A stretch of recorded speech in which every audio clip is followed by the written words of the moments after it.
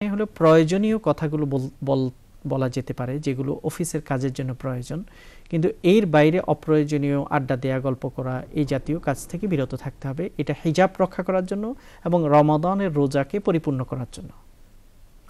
ওকে, ধন্যবাদ। আসসালামু আলাইকুম কলার। আসসালামু আলাইকুম। সম্ভবত কেউ লাইনে নাই।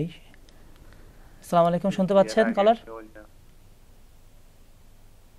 হ্যালো, হ্যাঁ, আসসালামু আলাইকুম। তৌহিদ ভাই, জি, আপনার প্রশ্নটা বলবেন প্লিজ। আমি আগে করছিলাম ওই যে নামাজের ওইটা নিয়ে, যে নামাজ ওইটা পাইছি, তো আরেকটা রয়েছে আমার আনসার, ওই যে কোনো মহিলা যদি বিয়ের আগে অন্যায় কাজ করে ফেলে। আমরা ঠিক আছে, এটার উত্তর দিছি অলরেডি। এটার উত্তর এটাই হবে যে কোনো মহিলা যদি বিবাহের আগে কারোর সাথে অন্যায় কাজ করেছিল এবং সে সেটা তার হাজবেন্ডকে যদি বলে, তো হাজবেন্ডের এখানে কিছু করণীয় নেই। ওই মহিলার কাজ হবে যে তার হাজবেন্ডকে যেহেতু বলেছে, এটা বলার দরকার ছিল না কারণ এটা প্রাইভেট জিনিস।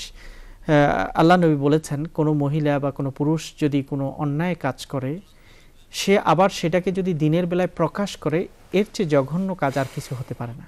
এই জন্য কারো জীবনে যদি কোনো গুনাহ খতা হয়ে থাকে, তাহলে আল্লাহ এবং তার মধ্যেই সেটা সীমাবদ্ধ থাকা উচিত। শুধুমাত্র আল্লাহর কাছে সেটাকে প্রকাশ করা দরকার এবং গুনাহ মাপ চেয়ে নেওয়া দরকার।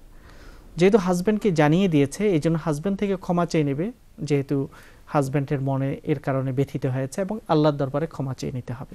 এটা এমন কোনো কাজ নয় যে তার কারণে বিবাহ বিচ্ছেদ ঘটাতে হবে, এই জাতীয় কোনো কাজ নয়, বরং এখানে ক্ষমা সুন্দর দৃষ্টিতে দেখতে হবে এবং উভয়ে মিলে আল্লাহর দরবারে ক্ষমা চেয়ে নিতে হবে।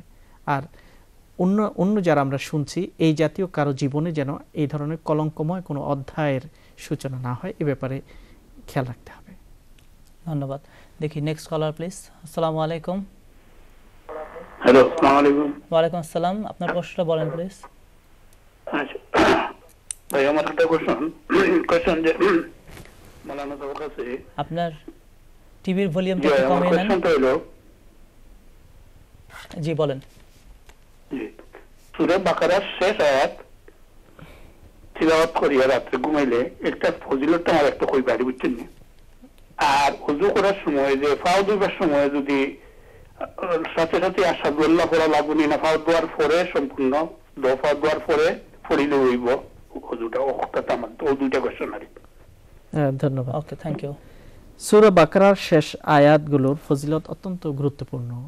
আল্লাহ নবী বলেছেন যে সূরা বাকারার শেষ দুটি আয়াত কেউ যদি রাত্রিবেলায় তেলাওয়াত করে, এই দুটো আয়াতেই তার নিরাপত্তার জন্য যথেষ্ট। কাফাতাহু, এরকম হাদিসে বর্ণিত আছে। আমানা রাসূলু বিমা উনজিলা ইলাইহি মির রাব্বিহি ওয়াল মুমিনুন। এখান থেকে আমরা সূরা বাকারার শেষ পর্যন্ত আয়াতগুলোকে রাত্রে শোয়ার সময় তেলাওয়াত করব। আল্লাহ পাক এর মাধ্যমে আমাদেরকে নিরাপত্তা বিধান করবেন। তাছাড়া এর মাধ্যমে আমাদের ঈমানটাও তাজা হবে, কারণ এখানে বলা হয়েছে আমানার রাসূলু বিমা উনজিলা ইলাইহি মির রাব্বিহি ওয়াল মুমিনুন কুল্লুন আমানা বিল্লাহি ওয়া মালাইকাতিহি ওয়া কুতুবিহি ওয়া রাসূলিহি। সকল মুমিন এবং সকল রাসূল এই বিষয়ের উপর ঈমান আনে যে আল্লাহ, সকল ফেরেশতা, সকল আল্লাহর কিতাব এবং সকল রাসূলের উপর। কাজেই এটা তেলাওয়াতের মাধ্যমে আমরা ঈমানকে নবায়ন করে আমরা ঘুম যাচ্ছি। আর ঈমান অবস্থায় কেউ যদি ঘুমিয়ে পড়ে এবং সেই অবস্থায়ও যদি দুনিয়া থেকে বিদায় নেয়, সেই ঈমানের উপরেই মারা গেল। এই জন্য আমরা এটা তেলাওয়াত করব। এছাড়া হাদিসেও এই কথাটা আসছে যে এই দুটা আয়াত যদি কেউ তেলাওয়াত করে শোয়, আল্লাহ পাক তার নিরাপত্তার জন্য এই দুটি আয়াতকে যথেষ্ট করে দেবেন। আর দ্বিতীয় প্রশ্ন হলো যে ওযুর পরে আপনি দু পা ধোয়া শেষ করেই তারপরে আপনি আশহাদু আল্লা ইলাহা ইল্লাল্লাহ ওয়া আশহাদু আন্না মুহাম্মাদান আবদুহু ওয়া রাসূলুহু আল্লাহুম্মা জাআলনি মিনাত তাওয়াবিন ওয়া জাআলনি মিনাল মুতাতাহহিরিন, এই দোয়াটি আপনি পড়বেন, কালিমা শাহাদাত, এবং সাথে সাথে আল্লাহর কাছে এটা চাওয়া, হে আল্লাহ আমাকে তওবাকারীদের অন্তর্ভুক্ত করে দাও এবং যারা পবিত্রতাকে পছন্দ করে তাদের অন্তর্ভুক্ত করে দাও। এই দোয়াটি আমরা ওযু শেষ করে দু পা ধোয়ার পরেই আপনি পড়বেন। আশা করি বুঝতে পেরেছেন। ধন্যবাদ। আসসালামু আলাইকুম। Next collar please. আসসালামু আলাইকুম। ওয়ালাইকুম আসসালাম ওয়া রাহমাতুল্লাহ। ভাই, আমার প্রশ্নটা হইল আপনার ওই শবে বরাত সম্পর্কে। আমি প্রতি বছর শবে বরাত পালন করতাম। তো আপনার ওই যে শেখ মতিউর রহমান সাহেব, উনি চ্যালেঞ্জ করছেন যে কোনো হাদিসে, সহিহ হাদিসে শবে বরাতের কথা উল্লেখ হয় নাই। তো ওইটা সম্বন্ধে কিছু বলবেন? আমি এই এখন থেকে আপনার শবে বরাত পালন করি নাকি। ওকে, দেখি শেখ কি বলেন। ঠিক আছে, আশা করি এই বিষয়টা আমরা গত সপ্তাহে আলোচনা করেছিলাম এবং এর মধ্যে কি কি হাদিস শাবান মাস সম্পর্কে আসছে, তার মধ্যে কোনটা দুর্বল, কোনটা অতি দুর্বল, কোনটা ফলস, সেগুলো বাদ দিয়ে যেটা শেখ আলবানিও যেটাকে সহি এবং হাসান বলেছেন, এই ধরনের একটা হাদিসের কথা বারবার আজকে কয়েকবার উদ্ধৃত করেছি।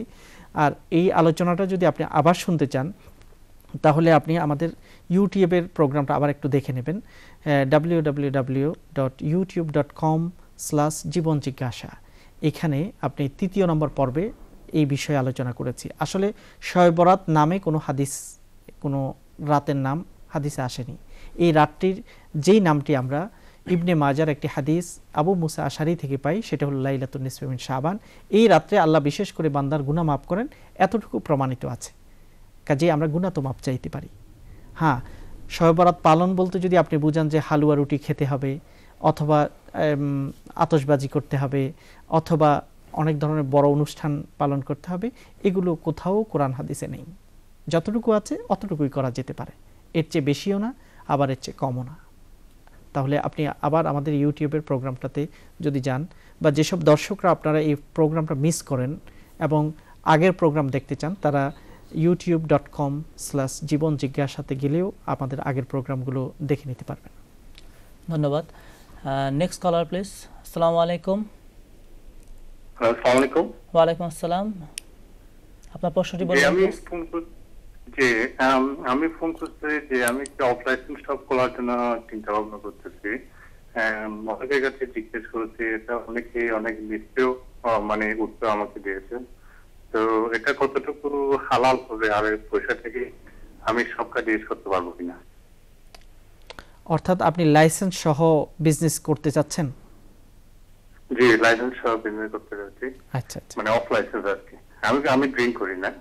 বুঝতে পারছি। এই ব্যাপারে সুস্পষ্ট কথা হলো এই যে অ্যালকোহল ভিত্তিক বিজনেস যেহেতু আপনি এখনো শুরু করেন নাই, কাজে আমাদের সকলের পরামর্শ এটাই থাকবে আপনার প্রতি যে আপনি লাইসেন্স ছাড়া, অর্থাৎ অ্যালকোহলের বেচা কিনা ছাড়া অন্য যেসব হালাল সামগ্রীগুলো আছে সেগুলোর ব্যবসা আপনি করেন। কারণ অ্যালকোহলের ব্যবসাকেও আল্লাহ নবী নিষেধ করেছেন, সুস্পষ্ট সহি এবং বিশুদ্ধ হাদিস দ্বারা প্রমাণিত। আল্লাহ নবী বলেছেন, যে ব্যক্তি অ্যালকোহল পান করে অথবা উৎপাদন করে অথবা সরবরাহ করে অথবা সার্ভ করে, বিজনেস করে, সকলেই যারা এর সাথে জড়িত আল্লাহ পাক তাদেরকে অপছন্দ করেন, তাদের উপর আল্লাহ অভিশাপ দেন। কাজেই আল্লাহর এই অভিশাপ থেকে বাঁচতে হলে আমাদেরকে এই জাতীয় অ্যালকোহল ইত্যাদি, যেটাকে সুস্পষ্টভাবে কোরআন হারাম করেছে, নাপাক বলেছে, সেই নাপাক কাজ থেকে দূরে থাকা উচিত। ইনশাআল্লাহ আল্লাহর কাছে যদি আমরা হালাল চাই, আল্লাহ হালালের পথ খুলে দেবেন। আর আমরা যদি মনে করি না হালাল এটা দিয়ে হবে না, আমাকে লাইসেন্স করতেই হবে, এটার মাধ্যমে আমাকে মুনাফা হবে, হয়তো মুনাফা হতে পারে, তবে সেই মুনাফা থেকে আমাদের বরকত আসবে না, এটা সুস্পষ্ট।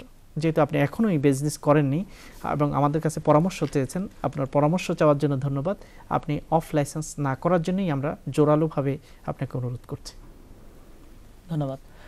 আল্লাহ রাব্বুল আলামিন আমাদেরকে হালাল ওয়েতে আর্নিং করার সুযোগ দান করুক। এ পর্যায়ে আমরা একটি সংক্ষিপ্ত বিজ্ঞাপন বিরতিতে যাচ্ছি।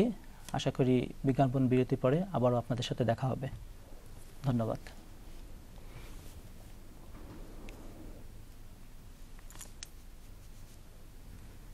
তোমরা আল্লাহর কোন কোন নিয়ামত করবে অস্বীকার, যেখানেই তাকাবে দেখবে শুধু